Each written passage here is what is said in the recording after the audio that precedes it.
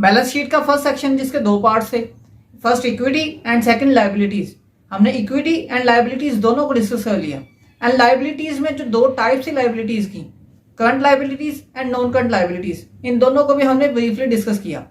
And now today we discuss second section of the balance sheet which is assets. आप देख रहे हैं B 1 millionaire share market के 57th class में, welcome. तो आज हमने जिसको ब्रीफली स्टडी करना है वो है नॉन करंट एसेट्स। तो चलिए वीडियो को स्टार्ट करते हैं।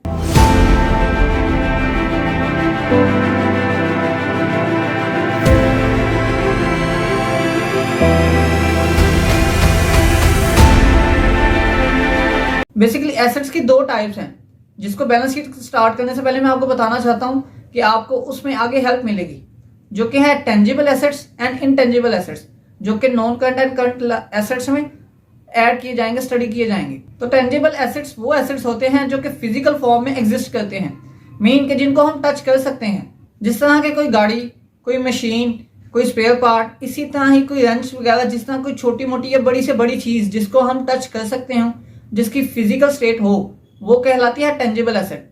And on the other hand जो इनटेंजिबल एसेट्स हैं वो एसेट्स हैं जो कि फिजिकल फॉर्म में एग्जिस्ट नहीं करते, जिनको हम टच नहीं कर सकते, जिस तरह के सॉफ्टवेयर, इसी तरह कंप्यूटर के और भी सिस्टम्स जिनको हम टच नहीं कर सकते, वो कंपनी के इनटेंजिबल एसेट्स कहलाते हैं। तो हम जिस कंपनी की बैलेंस शीट को स्टडी कर रहे हैं आगे भी हम उसी को लेकर चलेंगे। तो हम उसी बैलेंस शीट की जो नॉन करंट एसेट्स हैं उनको देखते हैं। इनके नॉन करंट एसेट्स के कुछ ये पॉइंट्स हैं, जिसमें नॉन करंट एसेट्स में फर्स्ट पॉइंट आ जाता है प्रॉपर्टी, प्लांट एंड इक्विपमेंट्स, जो कि इस कंपनी का तकरीबन 1.9 मिलियन बनते हैं। इसकी जो डिटेल है वो नोट 18 पर डिस्क्राइब की गई है, बयान की गई है। तो नोट 18 पर हम जाते हैं। नोट 18 पर आते हैं तो जो लिखा हुआ है प्रॉपर्टी, प्लांट एंड इक्विपमेंट, इसमें ऑपरेटिंग फिक्स्ड एसेट्स, ये ऑपरेटिंग फिक्स्ड एसेट्स का तकरीबन इन्होंने एक पूरा ग्राफ बनाया हुआ है, शो किया है, जो कि मैं आपको आगे दिखाता हूँ। 18.1 जो कि नोट है, ये ऑपरेटिंग फिक्स्ड एसेट्स की अमाउंट 1.8 मिलियन है। एंड जो कैपिटल वर्क इन प्रोग्रेस है, जो कि प्रॉपर्टी, प्लांट एंड इक्विपमेंट में आते हैं, वो है 27,000। अब ये प्रॉपर्टी, प्लांट एंड इक्विपमेंट जो है ये वो है जो कि कंपनी की प्रॉपर्टी हो गई, या कंपनी का जो प्लांट, जो कंपनी की बिल्डिंग्स हैं वो इसमें आ जाती हैं। एंड जो कंपनी की मशीन्स हैं, जो कंपनी के इक्विपमेंट्स हैं, छोटी से छोटी चीज जो कि रेंच, प्लास वगैरह, इनसे लेकर कंपनी की बड़ी से बड़ी मशीनरी तक सारे इक्विपमेंट्स में काउंट किए जाते हैं, जो कि कंपनी के नॉन करंट एसेट्स के इस पोर्शन में ऐड किए जाएंगे। और इसी तरह कंपनी के जो प्लांट है जिस पर कंपनी ने बिल्डिंग बनाई हुई है, इसी तरह कोई और चीजें जो कंपनी की फिजिकल फॉर्म में एग्जिस्ट करती हैं, जो कि property, plant and equipment section में ऐड की जाएंगी। तो इस प्रॉपर्टी, प्लांट एंड इक्विपमेंट के जो दो पॉइंट्स इस बैलेंस शीट के नोट 18 पर दिए गए हैं, उनको आगे मजीद इलेबोरेट किया गया है 18.1, 18.2 एंड मजीद पॉइंट्स में। तो जिसको मैं आपको दिखाता हूँ कि ये एक 18.1 पर ग्राफ है इस कंपनी का, जो कि इतनी डिटेल से हम स्टडी करने लगे तो बहुत टाइम लगेगा। तो आप इस ग्राफ को देखिएगा, इसमें अगर कोई चीज ना समझ आए तो कमेंट सेक्शन में पूछ सकते हैं। एंड ये 18.1 का ग्राफ आ गया, उसके बाद 18.1 के आगे मजीद तकरीबन 4 से 5 पॉइंट्स हैं, उसको देखकर 18.2 स्टार्ट हो जाएगा।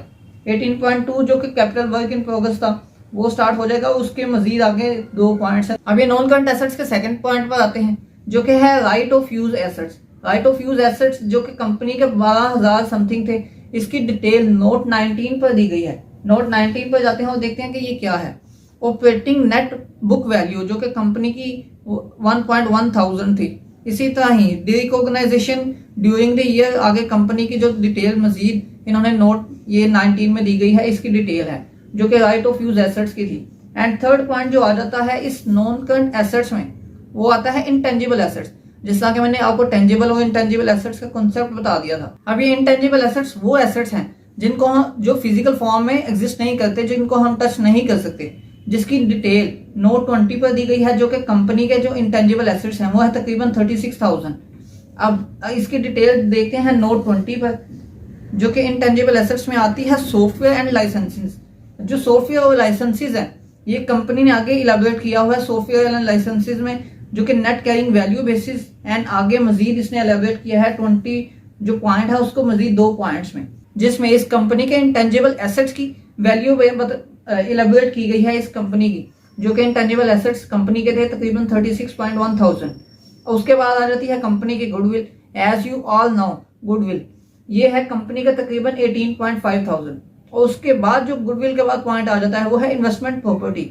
अभी इन्वेस्टमेंट प्रॉपर्टी मीन के 20 नोट 20 पर जाते हैं, ये देखते हैं कि ये क्या है, जो कि कंपनी का तकरीबन 2,55,000 बनते हैं। तो अभी इन्वेस्टमेंट प्रॉपर्टी के नोट 21 पर अगर हम आते हैं तो इसमें लिखा हुआ है लैंड, जो कि तकरीबन कंपनी ने 2,58,000 पर इसमें इस कंपनी का ये नॉन करंट एसेट है इन्वेस्टमेंट प्रॉपर्टी। और उसके बाद ही प्रोविजन ऑफ इम्पेयरमेंट जो कि कंपनी का 21.6 नोट पर आ जाता है, जिसमें लिखा हुआ है this represents provision of impairment against the land measuring, जो कि बांगा केनाल्स की इसने लैंड लैंड जो है जमीन बाय की थी इम्पेयरमेंट के तौर पर 14.5 मरलाज लोकेटेड एट आइवन रोड, जो कि आगे इसकी डिटेल और उसकी वैल्यू बयान की गई है। इसी तरह ही अगर हम नेक्स्ट पॉइंट पर आते हैं इसके, जो कि नॉन करंट एसेट्स हम स्टडी कर रहे थे, तो ये है लॉन्ग टर्म इन्वेस्टमेंट्स। ये इन्वेस्टमेंट प्रॉपर्टी के बाद लॉन्ग टर्म इन्वेस्टमेंट्स हैं। ये long term investments non current assets में शुमार किए गए हैं। क्यों? क्योंकि एक जो इन्वेस्टमेंट कंपनी ने की हुई है वो इन्वेस्टमेंट 1 साल से ज्यादा की है, तो इसीलिए ये नॉन करंट एसेट्स में शुमार किए गए हैं। तो नॉन करंट एसेट्स वही हैं जिनको कंपनी 1 साल के अंदर अंदर कैश में कन्वर्ट करना नहीं चाहती या कर नहीं सकती, तो ये वो एसेट्स होते हैं। तो इसको हम लॉन्ग टर्म इन्वेस्टमेंट्स पर लेके जाते हैं नोट 22 पर। नोट 22 पर हम आए हैं, जो कि लॉन्ग टर्म इन्वेस्टमेंट्स का पोर्शन है कंपनी का। इसमें लिखा हुआ है रिलेटेड पार्टीज से investment installment, sorry investment in related parties, जो कि अनकोटेड है अरेबियन सिक्योरिटी क्लब लिमिटेड के साथ इसकी जो है वो इन्वेस्टमेंट है, जिसमें इन्वेस्टमेंट की हुई है ये कंपनी ने, ऑटोमोबाइल की कंपनी ने। इसी तरह Hyundai Nishad Motors private limited में इस कंपनी ने इन्वेस्टमेंट की है। एंड उसके बाद जो investment other than related parties, जो कि तकरीबन बलोचिस्तान व्हील्स लिमिटेड में भी इस कंपनी ने जो तकरीबन 24,364, जिसको हम 1000 से मल्टीप्लाई करेंगे देन हमारे पास एक्चुअल वैल्यू आएगी। तो इतनी अमाउंट ये बलोचिस्तान व्हील्स लिमिटेड में इन्वेस्ट की हुई है कंपनी ने। और इसी तरह मजीद आगे जो TCC management services private limited में कंपनी ने इन्वेस्टमेंट किया है तकरीबन 400, जिसको हम 1000 से मल्टीप्लाई करेंगे तो एक्चुअल वैल्यू आएगी।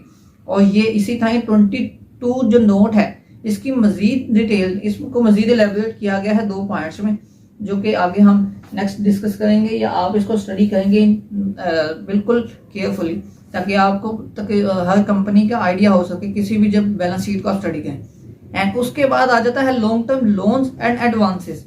अब आप ये सोच रहे होंगे कि जो लॉन्ग टर्म लोन तो ये लाइबिलिटी में आना चाहिए था, ये एसेट्स में क्यों आ गया? जिस तरह अब ये देखें कि जो लोन है, मैंने आपको पहले भी पिछली वीडियोस में बताया था, वो कंपनी का एसेट भी हो सकता है, कंपनी की लाइबिलिटी भी हो सकता है। अब क्योंकि कंपनी का एसेट यहाँ पे लोन कहलाया जा रहा है, तो इससे हमें जाहिर होता है कि कंपनी ने ये लोन किसी को दिया है। मीन कंपनी जब लोन लेगी तो लाइबिलिटी में शुमार किया जाएगा। अब वो साल के अंदर अंदर वापस करना है तो वो करंट लाइबिलिटी में आ जाएगा। अगर 1 साल के बाद कंपनी ने वापस करना है तो वो कंपनी का लाइबिलिटी जो है नॉन करंट लाइबिलिटीज में आ जाएगा वो लोन। और यहाँ पे जो एसेट में लोन लिखा गया जो नॉन करंट एसेट में है, मीन के कंपनी ने ये लोन ये एडवांसेस की मद में कीमत पे की हुई है। अब ये लोन किसको दिया है? एक कंपनी खुद दूसरों को लोन देगी? नहीं, बल्कि कंपनी अपने एम्प्लॉयज को लोन देती है, जिस तरह हाउस लोन, इसी तरह ही कोई कार बाय करने का लोन, इसी तरह पर्सनल लोन्स वगैरह, एडवांसेस, सैलरी वगैरह के जो लोन्स हैं वो कंपनी अपने एम्प्लॉयज को प्रोवाइड करती है। तो ये वो अमाउंट लिखी गई है। इसकी हम डिटेल पर जाते हैं, जिसकी डिटेल 23 नोट पर है, जो कि कंपनी ने प्रोवाइड किया है लोन तकरीबन 8.3 थाउजेंड। तो 23 नोट पर हम आते हैं, जिस पर कंपनी ने लिखा हुआ है लोन टू एम्प्लॉयज, मीन जो कंपनी के एम्प्लॉयज हैं उनको लोन को प्रोवाइड किया हुआ है, जो कि 5.8 थाउजेंड है। और इसी तरह ये जो लोन प्रोवाइड किया इसकी 21.1 जो नोट है उस पर जाकर हमें इसकी वैल्यू जो एक्चुअल है वो पता चल जाएगी कि कंपनी ने किस किस बेस पर किस किस को दिया है। एंड सेकंड आ जाता है कंपनी लोन और मोटरसाइकिल लोन। इसी तरह ये जो लोन्स कंपनी ने प्रोवाइड किए गए हैं, advances for purchase of vehicle, इसी तरह जो कंपनी ने प्रोवाइड की हैं एडवांस जो व्हीकल परचेज करने के लिए एम्प्लॉयज को। इसी तरह advances for purchase for tools और इक्विपमेंट्स, मीन के कंपनी ने अपने टूल्स वगैरह प्रोवाइड करने के लिए भी एडवांस पेमेंट की हुई है, जो कि कंपनी के ही एसेट में शुमार किए जाएंगे। और इसी तरह कंपनी ने आगे जो व्हीकल्स भी प्रोवाइड करनी है, मीन जो कंपनी ने अपने एम्प्लॉयज़ को गाड़ियाँ देनी है, वो भी इसी में शुमार की जा रही हैं। और less current portion of the current assets mean current assets का भी कुछ पोर्शन इन ये नॉन करंट एसेट्स में शुमार किया जाएगा। अब इसके बाद जो पॉइंट आ जाता है वो आता है long term deposits. Long term deposits से साफ जाहिर है जिस तरह लॉन्ग टर्म इन्वेस्टमेंट थी, इसी तरह ये लॉन्ग टर्म डिपॉजिट है कि कंपनी की आगे इन्वेस्टमेंट्स वगैरह हैं। तो ये लॉन्ग टर्म डिपॉजिट जो है कंपनी की वो तकरीबन 12.5 थाउजेंड है, जिसकी डिटेल नोट 24 पर दी गई है।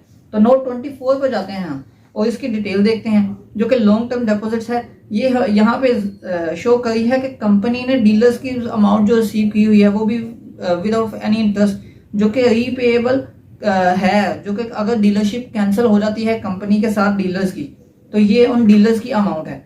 तो उसके बाद जो लास्ट पॉइंट आ जाता है कंपनी इस नॉन करंट एसेट्स का, जो कि इस कंपनी की बैलेंस शीट में है, वो आ जाता है एम्प्लॉयज डिफाइंड बेनिफिट प्लान।